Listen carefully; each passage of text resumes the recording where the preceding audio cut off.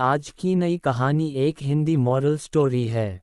एक पिता ने अपनी एकलौती बेटी की शादी क्यों ड्राइवर से करवा दी। पूरी कहानी जरूर पढ़े। मेरा नाम प्रियंका है। मेरे पिता ने मेरे साथ जो किया वो कोई सोच भी नहीं सकता। मैं अपने पिता की एकलौती बेटी हूँ। हम बहुत ही रईस परिवार से हैं। हमारी एक कंपनी है, पैसों की कोई कमी नहीं है। बचपन से ही मुझे ऐशो आराम की आदत है। नौकर चाकर गाड़ियाँ मेरे चारों तरफ रहती थी। मेरी जिंदगी में बहुत अच्छे से जी रही थी। लेकिन उस एक दिन ने मेरी जिंदगी बदल दी।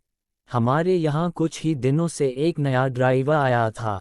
वो ड्राइवर जवान था, लेकिन वो मुझे पसंद नहीं था। वो ज़्यादा सवाल पूछता था। कहाँ जा रहे हो, क्यों जाना है, इतना तो मेरे पापा मुझसे नहीं पूछते थे।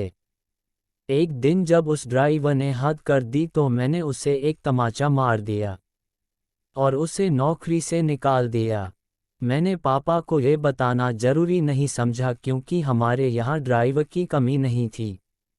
लेकिन मुझे नहीं पता था कि मेरे साथ यह होने वाला है। एक दिन सुबह जब मैं उठी तो मेरे कमरे में वो ड्राइवर था। वो ड्राइवर मेरे कमरे में इतनी सिक्योरिटी के बीच कैसे आ गया मुझे पता नहीं था। शायद मैंने उसे मारा था, इस बात का बदला उसे लेना था। मैंने कहा कि तुम यहाँ क्या कर रहे हो? वो बोला कि मैं तुम्हारा पति हूँ, कल रात को तुम्हारे पिता ने मेरी शादी तुमसे करवा दी है। मैंने कहा कि तुम पागल हो, मेरे पिता तुमसे शादी करवाएंगे। और शादी हो गई, मुझे पता भी नहीं चला। फिर उसने कहा कि मुझे पता था कि तुम ये बात नहीं मानोगी, इसलिए मैं तुम्हें तस्वीरें दिखाता हूँ। उसने अपने मोबाइल में हमारी शादी की तस्वीरें दिखाई। वो सच बोल रहा था। मैं उसके साथ मंडप पर बैठी थी, मुझे होश नहीं था। और मेरे पिता भी मेरा कन्यादान करते उस तस्वीर में थे। मुझे उस तस्वीर को देखकर भरोसा नहीं हुआ कि मेरे पिता हो मुझे इतना प्यार करते थे। वो मेरी शादी बेहोशी में मेरी मर्जी के बिना एक ड्राइवर से करवा सकते हैं। मैं उसी समय अपने पिता के पास गई। पापा को कहा कि पापा ये सब क्या है, ये कोई नाटक है। ये ड्राइवर के साथ अपने मेरी शादी करवा दी, वो भी मुझे बेहोश करके। आप ऐसा कैसे कर सकते हैं? पापा ने कहा कि वो मजबूर है। मैंने कहा मजबूर, हम मजबूर है, इतने बड़े होने के बाद भी इसकी क्या औकात है? हम इसके आगे कैसे मजबूर हो सकते हैं? वो बोला कि जबान संभाल कर बात करो, अब मैं तुम्हारा पति हूँ। मैंने बोला अब मैं इस शादी को नहीं मानती, यह कैसी शादी, यह मेरी मर्जी के खिलाफ है। वो बोला कि मर्जी तुम्हारे बाप की थी, जो इस तस्वीर में साफ दिखाई दे रहा है। वो बोला चलो अब मेरे साथ। मैंने कहा चलो कहाँ, यह मेरा घर है। वो बोला नहीं, तुम मेरी पत्नी हो और मैं अब तुम मेरे साथ रहोगी, अगर नहीं मानी तो ये तस्वीर मीडिया में जाएगी। मेरे पिता चुपचाप खड़े होकर ये तमाशा देख रहे थे। उसने मेरा हाथ जोर से पकड़ा और खींच कर ले जाने लगा। इतनी सारी सिक्योरिटी, लेकिन कोई उसे नहीं रोक रहा था। मेरे पिता भी जैसे भूत बन गए थे। पर क्यों मैं रो रही थी और वो मेरा हाथ खींचकर मुझे ले जाता रहा। मुझे नहीं पता था कि उनकी क्या मजबूरी थी, पर इन सब के बीच मेरी जिंदगी के साथ बहुत बड़ा मजाक हो रहा था। वो मुझे अपने घर में ले गया। घर नहीं, पिंजरा था, एक छोटा सा कमरा। बाथरूम के लिए भी कमरे के बाहर जाना पड़ता था। उसने मुझे कहा कि यही अब मेरा घर है, यहीं पर रहना है और खाना है। पास में भी बहुत सारे कमरे थे, उनमें भी लोग रहते थे। मैं ऐसी जगह आ जाऊंगी मुझे पता नहीं था। उसने कमरे में खाने का सामान रखा और कहा कि भूख लगी है, खाना बनाओ। एक थप्पड़ का बदला वो इस तरह लेगा मुझे पता नहीं। मैंने कहा मुझे खाना नहीं आता। वो बोला ठीक है, मैं कहीं खा लूँगा, तुम फिर भूखी रहो। वो इतना कहकर चला गया। मैंने सोचा था कि मैं भाग जाऊं, लेकिन फिर सोचा कहाँ जाऊंगी, मेरे घर जा नहीं सकती, मैं वही रोती रही। भूखी शाम हो गई थी, मुझे भूख लग रही थी, ऐसी भूख मैंने अपनी जिंदगी में कभी महसूस नहीं की थी। मैं मेरे कमरे की चौखट पर बैठ गई रो रही थी।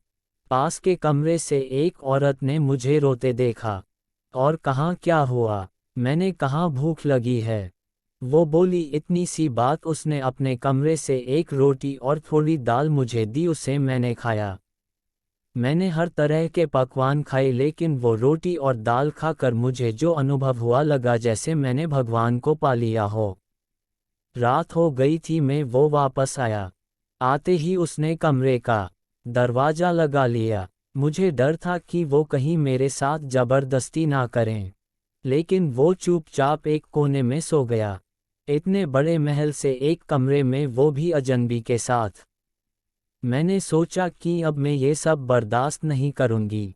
मैं उस रात सोई नहीं और सुबह उसके उठने के पहले मैं कमरे से भाग निकली। मैं अपने एक दोस्त के यहाँ गई, लेकिन जब मैं उसके घर पहुंची तो उसने मुझे दरवाजे से अंदर नहीं आने दिया। बोला कि तुम्हारे पापा का फ़ोन आया था कि अगर किसी ने तुम्हारी मदद की तो अंजाम अच्छा नहीं होगा।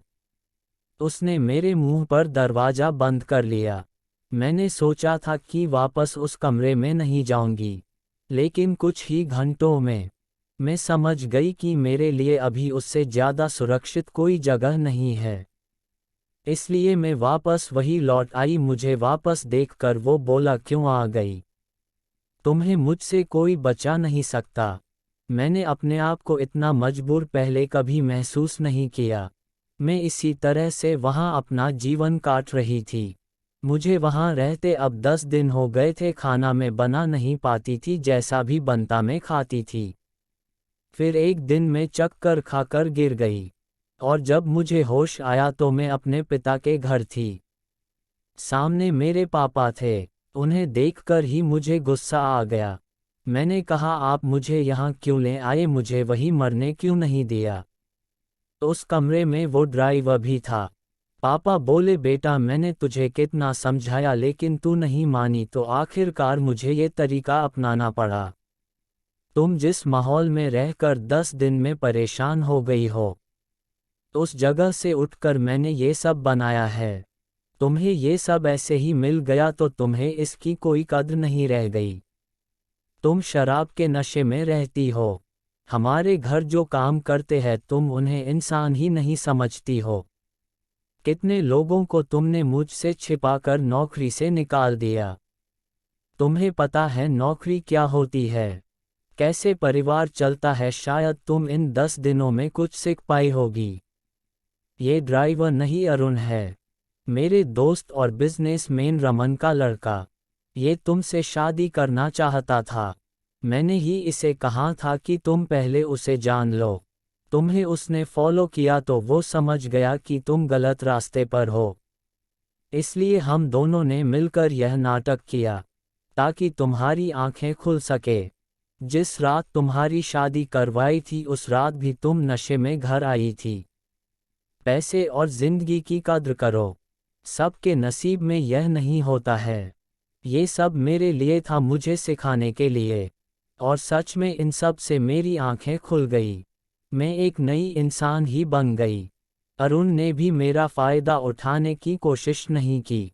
मुझे पता चल गया था कि वो मुझसे कितना प्यार करता है। पिता की ये सीख मुझे एक नया इंसान बना गई। नमस्कार दोस्तों, हम यहाँ पर कोशिश करते हैं आपके सामने अच्छी कहानियाँ लाने की।